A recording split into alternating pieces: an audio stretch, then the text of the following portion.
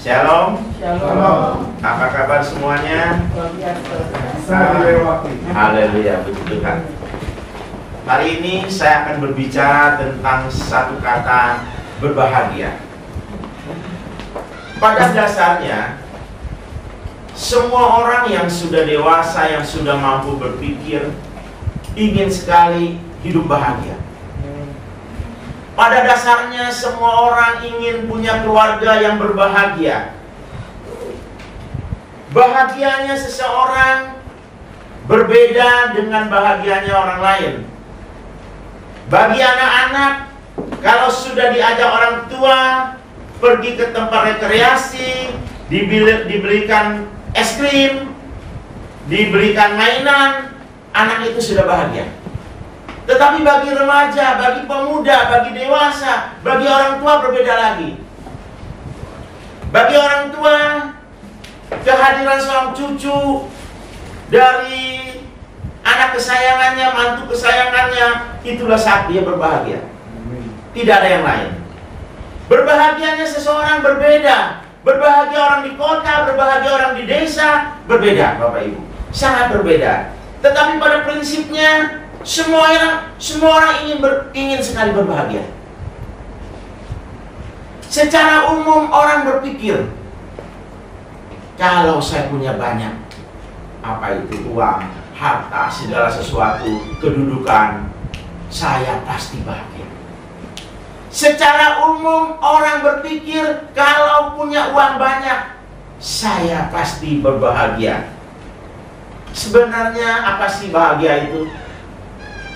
Menurut Kamus Besar Bahasa Indonesia, bahagia adalah suatu keadaan pikiran atau perasaan yang ditandai dengan kecukupan hingga kesenangan, cinta, kepuasan, kenikmatan, atau kegembiraan yang intens. Begitulah menurut Kamus Besar Bahasa Indonesia yang saya kutip dari Google. Menurut Kahar ini siapa saya juga nggak tahu. Tetapi begitulah yang dia kutip. Kebahagiaan adalah keadaan psikologis positif yang ditandai dengan tingkat derajat kepuasan hidup dan hidup yang bersemangat dan rasa nyaman. Jadi bahagia itu bisa didefinisikan demikian: kondisi emosi seseorang dengan rasa senang, penuh syukur, dan rasa puas karena keadaannya baik. Kecukupan bukan hanya sekedar ekonomi, tetapi kecukupan di dalam cinta. Nah, itu definisinya. Orang yang berbahagia bukan orang yang tidak pernah bersedih. Walaupun orang itu berbahagia, tetapi dia juga bisa bersedih. Karena Kahar mendefinisikan bahagia, pagi ini saya ingin mendefinisikan bahagia. Menurut saya, kalau orang seperti yang saya kutip ini, maka dia akan berbahagia. Karena saya merasakan seperti itu. Menurut saya, bahagia adalah suatu keadaan pikiran atau perasaan seseorang yang memiliki rasa cukup, rasa syukur. Sepertinya kalau dia sudah memiliki rasa cukup, memiliki rasa syukur, sepertinya secara kehidupan dia sudah cukup, sudah punya. Cukup, bukan berlebihan. Karena dia seperti itu, orang yang berbahagia selalu ingin memberi. Bukan hanya uang, bukan hanya harta, tetapi memberi cinta, memberi perhatian, memberi kasih, memberi nasihat. Dia selalu, orang yang berbahagia itu selalu ingin memberi. Hidupnya penuh dengan kesenangan. Hidupnya penuh dengan kasih. Hidupnya tidak ada iri hati, tidak ada dendam, tidak ada benci, tidak ada dengki. Ia senang. Orang yang berbahagia menurut saya adalah orang ini senang melihat orang lain senang. Orang ini akan sangat prihatin kalau melihat orang lain terluka, orang lain berduka. Orang berbahagia ini seperti itu. Orang Orang berbahagia ini tidak takut kehilangan apapun, karena dia tahu segala sesuatu di bumi ini pasti hilang. Dia tidak takut kehilangan. Sikapnya seluruhnya dalam seluruh pikiran dan perasaannya. Menurut saya orang bahagia seperti itu. Jadi pikiran orang yang tadi bahwa untuk berbahagia saya harus kaya, itu saya katakan. Jadi semua orang punya hak untuk berbahagia. Semua orang tidak perlu punya banyak, bisa bahagia. Karena bahagia ada di pikiran dan perasaan. Kalau kamu tidak benci orang, kamu selalu bersyukur dengan yang kamu dapatkan, kamu selalu mengasihi, kamu orang yang berbahagia. Tidak perlu harus tadi punya banyak dulu baru bahagia, dan bahagia hanya milik sekelompok orang. Tidak, setiap kita bisa bahagia, karena bahagia ada di pikiran dan perasaan. Bahagia tidak ditentukan oleh orang lain, tetapi bahagia ditentukan oleh diri kita sendiri. Jadi kalau kita bersikap seperti tadi, kita bisa bahagia. Uang dan segala kenyamanan bisa membuat orang senang, gembira sesaat, tetapi tidak membuat dia bahagia permanen. Punya uang, punya kelengkapan, bisa bahagia sesaat, tetapi jangka panjang belum tentu orang ini bisa berbahagia. Pagi ini kita akan belajar dari firman Tuhan. Dari firman Tuhan, baik perjanjian lama maupun perjanjian baru, banyak dituliskan bagaimana sebenarnya berbahagia itu. Hari ini kita akan belajar dari salah satu nats yang kita buka pagi ini dalam kitab Mazmur. Kitab Mazmur pasal 1 ayat 1 sampai dengan 2. Ini nasihat firman Tuhan yang sungguh-sungguh memberkati saya, dan saya sangat yakin saya sudah khotbahkan di beberapa tempat, ini sangat memberkati. Mazmur pasal 1 ayat 1 sampai dengan 2 dalam kitab atau ayat yang sangat populer dan rasanya orang Kristen sudah pernah mendengar atau membacanya. Demikian firman Tuhan. Berbahagialah orang yang tidak berjalan menurut nasihat orang fasik, yang tidak berdiri di jalan orang berdosa, dan yang tidak duduk dalam kumpulan pencemooh, tetapi yang kesukaannya ialah Taurat Tuhan, dan yang merenungkan Taurat itu siang dan malam. Sekali lagi saya ingatkan bahwa dari sejak kanak-kanak ada orang-orang tua, khususnya orang-orang tua mata sipit, yang menasihatkan kepada anaknya, sekolah yang rajin, kerja keras, hemat, kumpulkan uang yang banyak, maka hidup kamu akan jadi orang. Kalau anaknya lelaki, biar kamu pas-pasan mukanya, kamu tidak ganteng-ganteng amat, tidak harus khawatir, asal kantong kamu tebal, kamu akan dicari. Begitu nasihatnya. Sehingga sepertinya memiliki segala sesuatu impian orang tua itu akan mencukupkan membuat anak ini bahagia. Begitu nasihat orang tua kepada kita, dan mungkin di antara kita ada yang menasihatkannya seperti itu kepada anak kita. Orang tua cenderung mengukur kebahagiaan dengan punya uang. Tetapi firman Tuhan pagi hari ini yang kita baca, kita dengar, tidak menasihatkan seperti itu. Berbahagialah orang yang tidak berdiri, tidak berjalan, tidak berdiri, tidak duduk, tidak berjalan menerima nasihat orang fasik, tidak berdiri di kaum pendosa, tidak duduk dalam kaum pencol. Berbeda sekali nasihat firman Tuhan pagi hari ini dengan nasihat orang tua atau orang sekitar kita, orang-orang dunia menasihatkan bagaimana bahagia di bumi ini. Tetapi firman Tuhan menasihat kita, jangan berjalan dan menerima nasihat orang fasik, jangan berdiri di kumpulan pendosa, jangan duduk dan berbeda sekali. Apakah orang tua yang tadi menasihatkan setelah punya segalanya orang memiliki bahagia? Baru-baru ini 2 hari yang lalu saya mendapat dari TikTok, saya kadang-kadang suka lihat TikTok, bagaimana seorang Pak Hotman Paris Hutapea yang punya segala-galanya, dia bilang, ya nanti kita tonton, bisa, nah kita tonton. Apa kata Hotman Paris, seorang yang punya segala-galanya? Kita nonton. Nah, coba, silakan. Tentang bahagia. Cocok sekali dengan apa yang akan saya sampaikan pagi ini.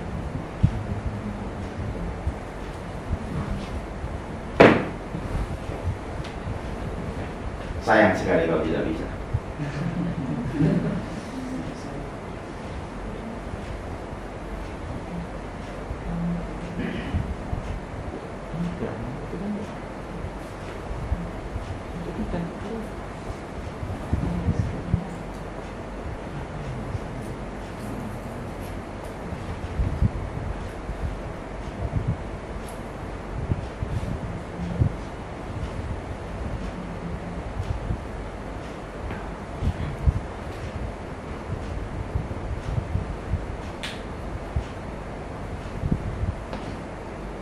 Bisa?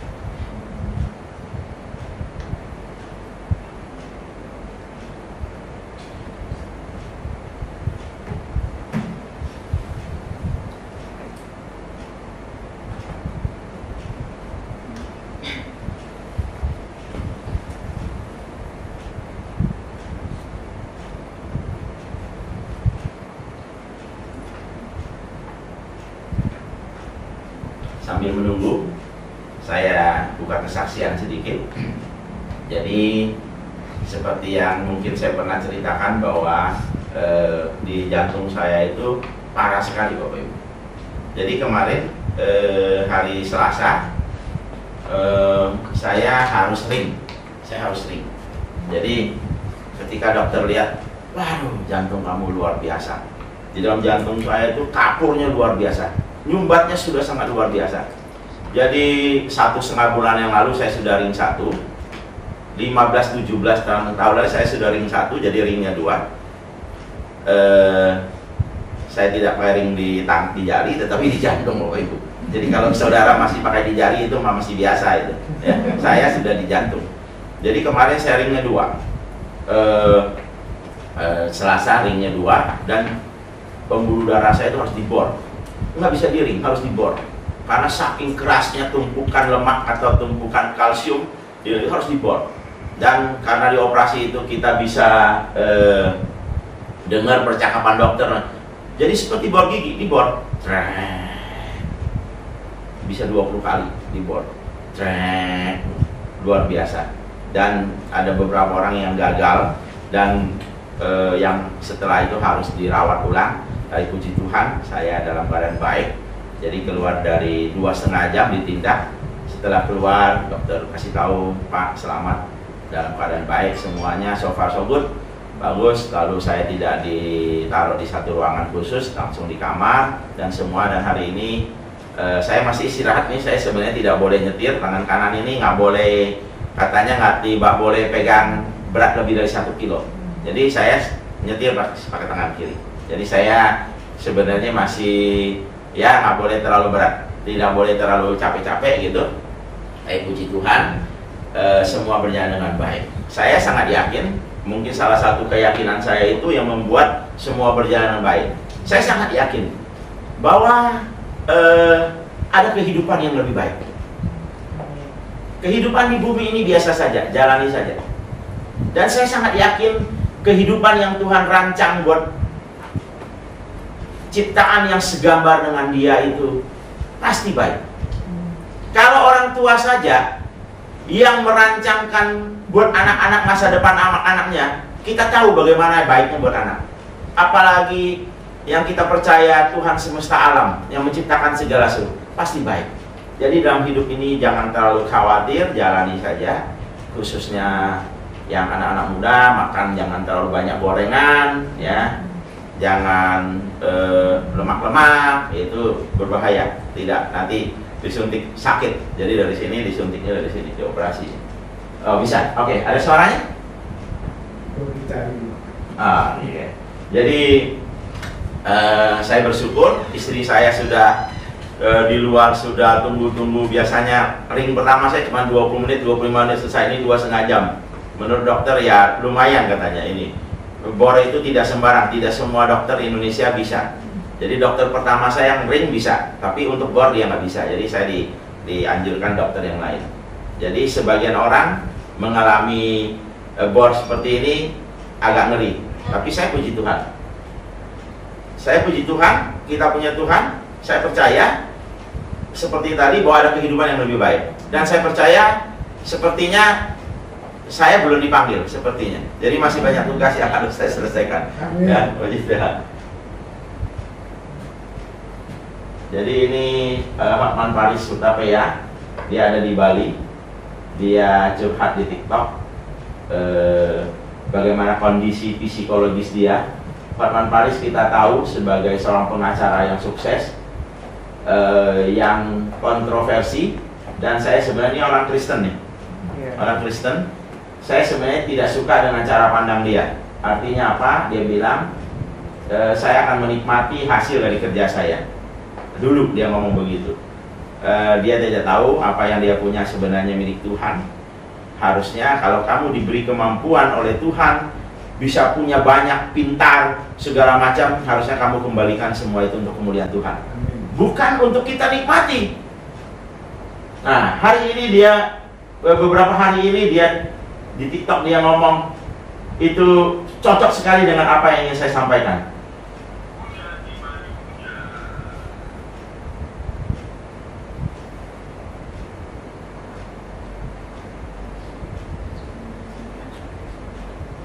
Dan cara berpikir mencari kebahagiaan itu menurut saya sangat menarik.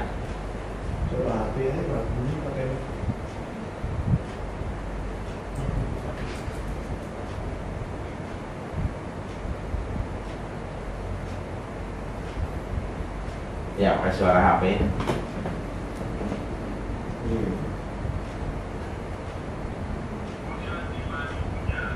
Nah,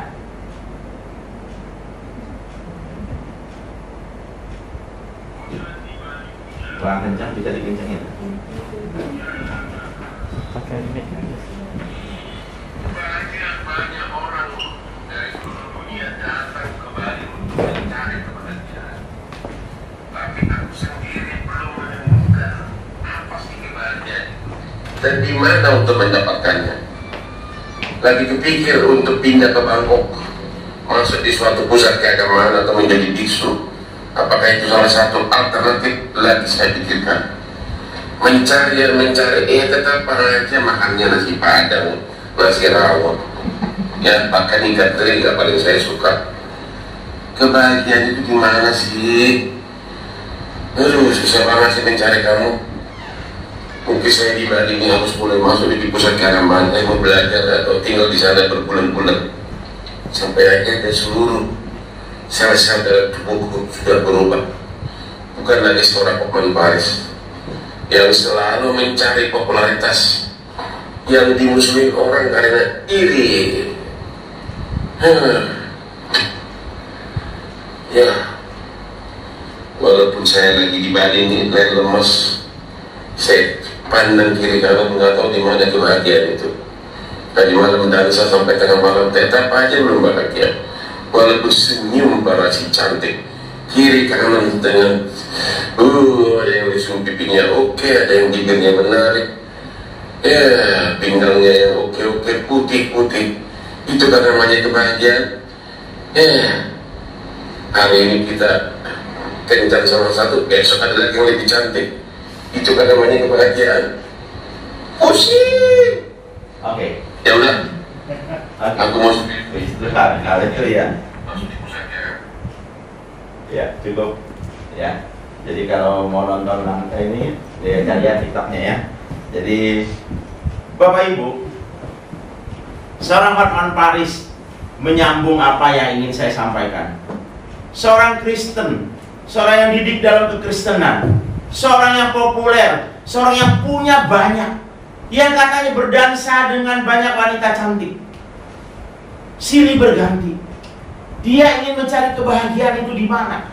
Lalu dia berpikir kebahagiaan itu apa? Saya pergi ke Bangkok, ikut dengan biksu. Dia berpikir orang yang seperti itu yang bahagia. Apakah orang tua kita pernah berpikir seperti itu yang bahagia? Tidak. Orang selalu berpikir seperti Hotman Paris itu baru bahagia. Punya banyak, cincinnya miliar, yang dipakai miliaran, rumahnya mewah, dikelip, punya harta berlimpah, punya bisnis di mana. Begitu bahagia. Tetapi ini fakta. Ini fakta. Dia mencari kebahagiaan itu. Di mana kebahagiaan itu? Firman Tuhan kata, berbahagialah orang yang tidak berjalan dan menerima nasihat orang fasik. Dia bergaul dengan banyak orang. Bergaul dengan banyak orang, menerima nasihat orang fasik. Kita lanjutkan. Tuhan berfirman, berbahagialah orang yang tidak berjalan menurut nasihat orang fasik, yang tidak berdiri di jalan orang berdosa, dan yang tidak duduk dalam kumpulan pencemooh, tetapi kesukaannya ialah Taurat Tuhan. Bukan dansa sampai malam, bukan popularitas, bukan panjat sosial, bukan kumpulkan segala sesuatu, tetapi kesukaannya adalah firman Tuhan, dan merenungkan firman itu siang dan malam.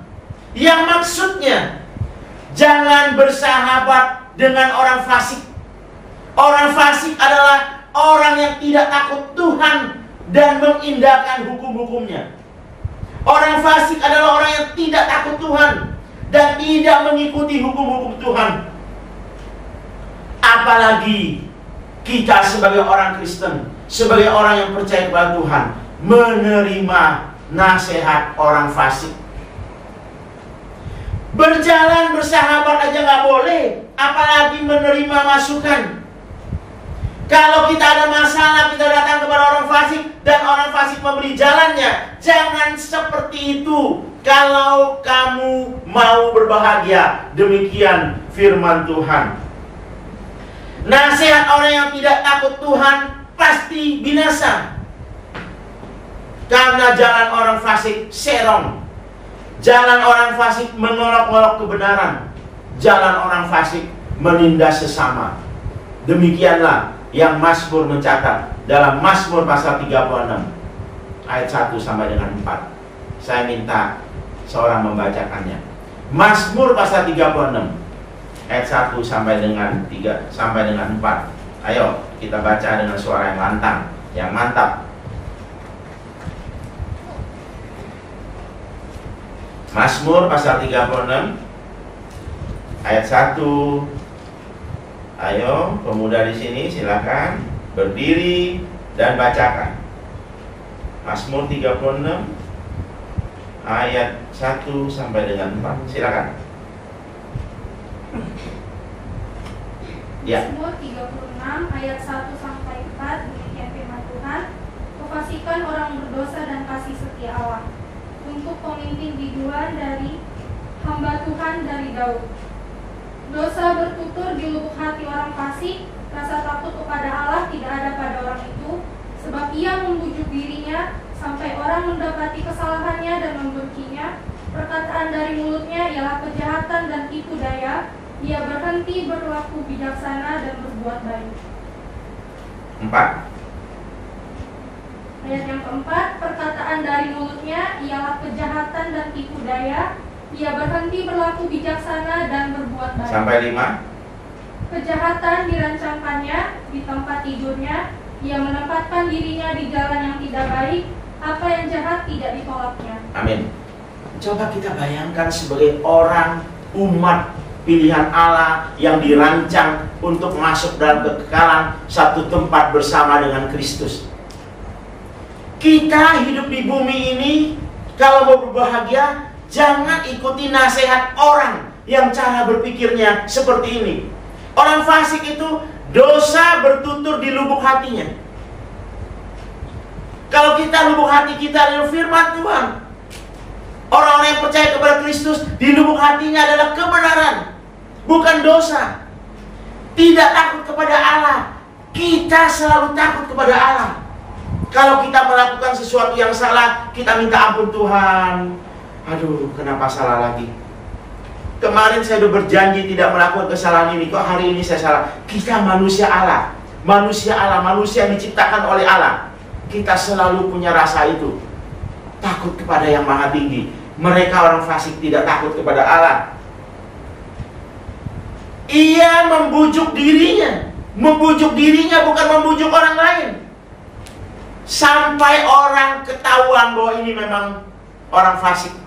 Dia bangga dengan sikapnya seperti itu. Kita malu. Kalau kita ketahuan berbuat salah, berbuat dosa, tipu orang, jahat sama orang, berzina, kita malu. Tetapi mereka orang yang sungguh mencari, biar orang tahu saya seperti itu. Perkataan dari mulutnya ialah kejahatan dan tipu daya. Bayangkan orang fasik. Bayangkan orang fasik. Ia berhenti berlaku bijaksana dan baik. Orang kalau kita mah tidak berhenti melakukan sesuatu yang bijaksana dan terus berlaku yang baik, dia berhenti. Dia nggak mau. Orang fasik. Kejahatan dirancangnya di tempat tidur. Tempat tidur adalah tempat kita merenungkan kasih Tuhan kepada kita sepanjang hari. Tempat tidur adalah tempat kita bersyukur kepada Tuhan kalau hari ini masih diberi hari. Tetapi mereka tempat tidur dijadikan tempat untuk merancangkan satu kejahatan, satu kejahatan. Berbeda sekali. Berbeda sekali. Ia menempatkan dirinya di jalan yang tidak baik. Apa yang jahat tidak ditolaknya. Bayangkan Bapak Ibu, kita diajar oleh Tuhan menolak sesuatu yang jahat. Tetapi orang fasik, apa yang jahat tidak ditolaknya. Makanya Tuhan berkata, jangan berjalan menerima nasihat orang fasik. Orang seperti ini jangan menjadi penasihatmu. Penasihat kita adalah Tuhan yang maha tinggi, firman-Nya. Amin Bapak Ibu. Amin. Saya punya kesaksian beberapa tahun yang lalu. Mungkin hampir 20 tahun yang lalu. Saya punya rekan teman yang saya sebagai mentornya. Teman saya ini sekarang sukses. Rasanya lebih sukses dari saya secara uang. Dulu mentor saya. Hampir setiap hari kita jalan makan pagi. Hampir setiap hari. Hampir setiap hari. Mungkin bisa 1 minggu itu. Dia yang tahu. Dia yang menciptakan kita. Dia pasti memberikan nasihat yang luar biasa. Jangan bersahabat dengan orang fasik. Jangan ikut jalan orang yang berdosa, orang yang cenderung melakukan kejahatan. Jangan kumpul-kumpul dengan pencemooh. Pencemooh adalah orang yang membuka mulutnya melawan Tuhan. Pencemooh adalah orang yang membuka mulutnya melawan Tuhan. Kalau kita ikuti ini, firman Tuhan katakan kita pasti bahagia. Saya ingatkan kepada pemuda di tempat ini. Lebih baik kamu tidak punya banyak di bumi ini daripada kamu memiliki banyak tetapi kamu menerima nasihat orang fasik.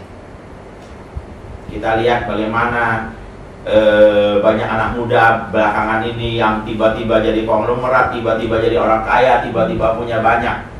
Akhirnya masuk penjara Bapak Ibu. Akhirnya masuk penjara. Kenapa begitu? Karena mereka menerima nasihat orang fasik. Orang yang tidak takut Tuhan. Jangan. Pertama, ingat takut Tuhan. Hotman Paris yang begitu kaya, yang begitu memuaskan hidupnya, sedang mencari kebahagiaan dan ingin menjadi biksu di Thailand. Apa saya 2 bulan di sana jadi biksu? Kamu tidak menemukan kebahagiaan di sana. Kebahagiaan itu ada di pikiran dan di perasaanmu. Kebahagiaan itu adalah bagaimana kamu tidak menerima nasihat orang fasik dan merenungkan Taurat itu. Kesukaannya ada firman Tuhan. Mengapa bahagia itu berhubungan dengan erat dengan merenungkan Taurat Tuhan siang dan malam? Mengapa bahagia itu berhubungan erat dengan merenungkan firman Tuhan? Karena dengan merenungkan firman Tuhan, maka kita menjadi berhikmat. Orang itu saya lihat ya, banyak orang Kristen, banyak pembicara, banyak hamba-hamba Tuhan. Kalau khotbah saya lihat tidak mengedukasi orang bagaimana mencari Tuhan dengan benar. Mereka hanya motivator bagaimana orang bisa hidup eksis di bumi ini. Salah. Kita harus cari Tuhan. Karena seeksis-eksis kamu akan tinggalkan di dunia ini. Sehebat-hebat kamu akan tinggalkan. Tetapi kalau kamu cari Tuhan, kamu akan senang di bumi dan kamu akan senang bersama Dia di kekekalan. Itu udah pasti. Memiliki Taurat Tuhan, memiliki firman Tuhan, kamu akan menjadi orang berhikmat. Kamu akan pintar. Saya ini kan nggak sekolah tinggi, Bapak Ibu. Saya ini nggak sekolah tinggi. Tetapi teman saya itu insinyur lulusan UGM terbaik, salah satu terbaik. Kalau untuk nilai di UGM itu, kalau untuk nilai 7,5, dia tidak perlu belajar. Kalau untuk nilai 8,5, atau dia belajar lalu dia lupa, itu gampang. Sangat jenius. Tetapi tidak memiliki hikmat ilahi. Keputusan yang dijalankan banyak keliru. Saya bersyukur saya memiliki hikmat Tuhan, firman Tuhan yang mengajar saya. Makanya saya bilang, kenapa berbahagia itu Tuhan katakan merenungkan Taurat, merenungkan firman Tuhan itu siang dan malam. Saya menyadari itu memang kalau kamu merenungkan kebijakan-kebijakan, keputusan-keputusan yang kita ambil itu adalah keputusan yang excellent, firman Tuhan. Bukan keputusan orang fasik. Bukan keputusan orang fasik. Jadi berhubungan erat dengan firman Tuhan itu adalah membuat kita berhikmat. Kita jadi pintar. Pintar banyak hal. Banyak hal. Di bumi ini kan banyak hal. Kita belajar banyak hal. Dalam berkeluarga, dalam berteman, dalam bekerja, kita pintar. Kita jadi pintar. Merenungkan firman Tuhan pasti membuat kita lebih pintar dari orang yang tidak merenungkan firman Tuhan. Orang mungkin pintar teknologi, pintar segala, tetapi kalau dia fasik, dia pasti terjerumus. Makanya seorang Hotman yang pakar hukum internasional, bukan main-main Bapak Ibu, hebat, tidak punya hikmat Tuhan, bingung sendiri. Ini bukti bingung sendiri. Ini orang pintar. Tapi kalau kepintarannya dia mengerti, dia akan menjadi orang yang sangat hebat. Menjadi sangat orang hebat. Dia punya nurani sebenarnya baik orang ini. Orang yang baik. Orang yang baik. Tetapi karena hikmat yang dia dapat bukan dari ilahi, akhirnya bingung sendiri. Frustrasi. Ngelihat mukanya itu, kasihan. Lebih happy kita. Lebih happy kita. Pak, apakah renungkan firman terus membuat kita kenyang? Kita kan butuh makan. Kalau kita lapar, bagaimana kita bisa bahagia? Bapak, Ibu, saudara-saudara yang Tuhan kasihi, kalau kamu punya hikmat Tuhan, kalau kamu mengikuti nasihatnya, saya bisa pastikan kamu tidak mungkin menjadi lapar.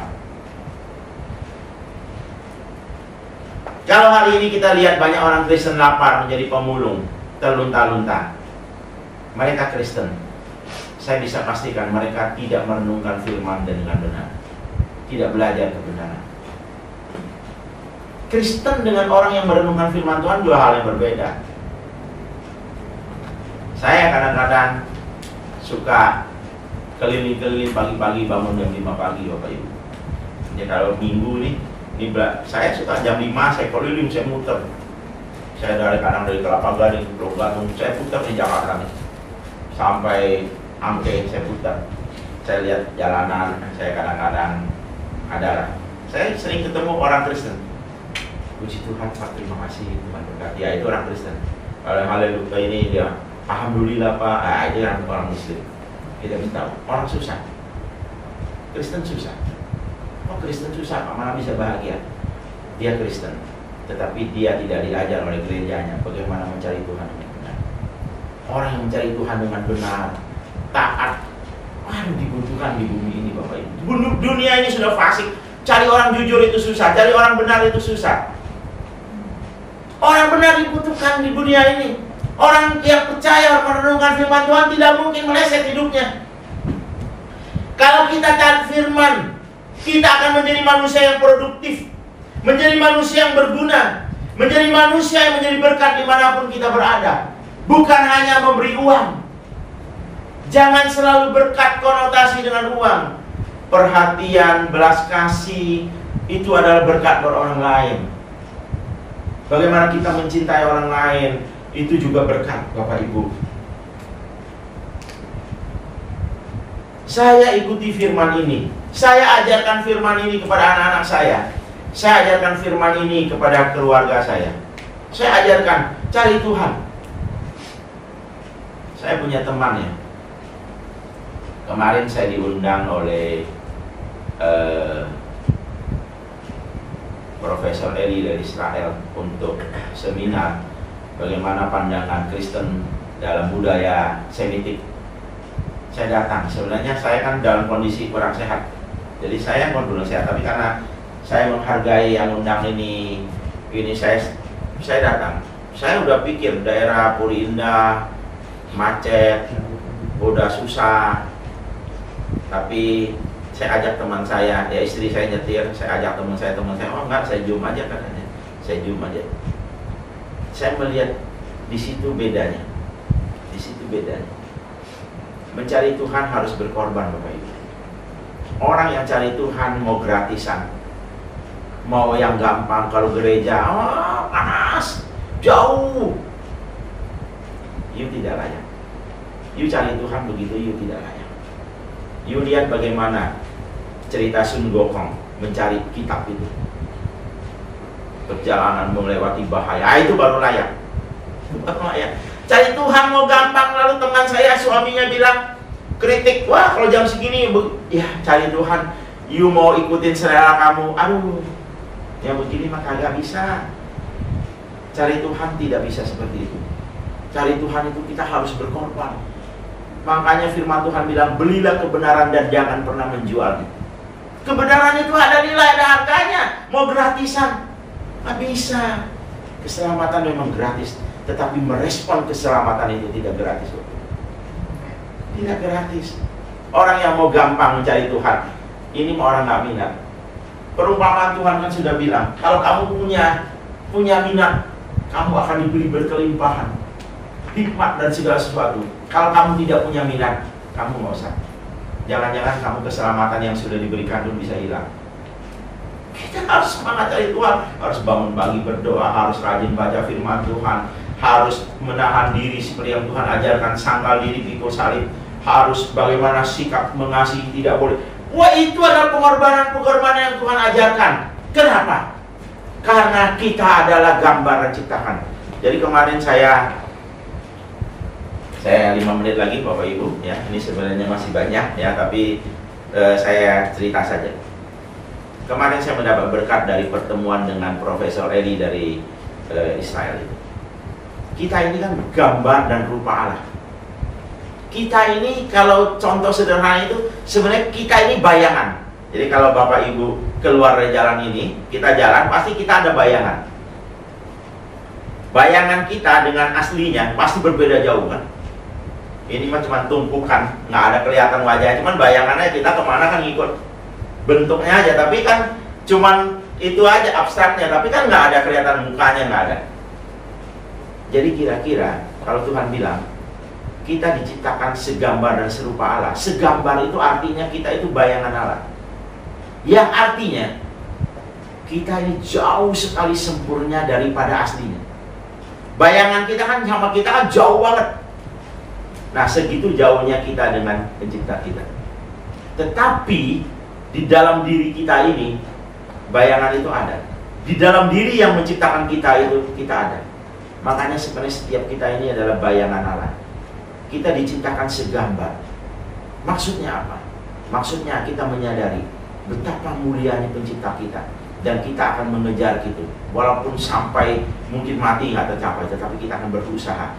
Makanya kasih Kristus membuat kita mampu, membuat kita dibenarkan, membuat kita bisa bersama dengan Dia, muka bertemu muka dengan Tuhan kita Yesus Kristus. Itu harus menjadi cita-cita orang Kristen.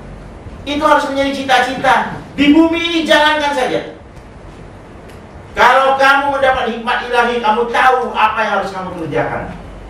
Kalau sebagai pekerja-pekerja yang rajin, sebagai suami-suami yang baik, sebagai istri-istri yang baik, sebagai anak-anak, sebagai orang tua yang baik. Begitulah. Betapa indah, betapa mulia Kristus melihat kalau umatnya memiliki karakter seperti ini. Gereja-gereja sikapnya seperti itu. Kasihan kan pendetanya Pak Hotman, punya didikan begini cara berpikirnya, mencari kebahagiaan mau jadi biksu. Kasihan gak Bapak Ibu? Bukan datang kepada pendetanya, bukan datang kepada Tuhan, belajar firman-Nya, kok bisa larinya kepikirnya ke sana gitu. Kenapa dia berpikir begitu? Karena dia berpikir begitu lu bahagia. Padahal bahagia adalah merenungkan firman Tuhan, dan kesukaannya adalah firman itu. Kalau kesukaan kita firman, tidak mengganggu sama sekali aktivitas di bumi ini. Tidak mengganggu. Kenapa? Kalau orang yang lagi pacaran, kesukaan dia pas pacarnya, tetapi dia tetap hidup. Dia jalan, apalagi yang LDR, jauh, dia nggak merana, dia malah bersemangat. Ketika mau telepon dia bersemangat, dia akan kerja, dia yang sekolah di sana dia akan bersama cepat lulus, yang ini dia akan bersemangat. Tetapi di pikiran dia itu ada kekasihnya, tidak membuat dia lemah. Makanya merenungkan firman siang dan malam ini tidak membuat kita tidak berkreasi di bumi ini. Kita berkreasi, tetapi kesukaan kita Tuhan, menaruh Tuhan di mata kita, sehingga semua yang kita lakukan adalah untuk kesenangan Tuhan, agar kita bertemu Dia muka dengan muka satu hari nanti. Amin. Tuhan berkati.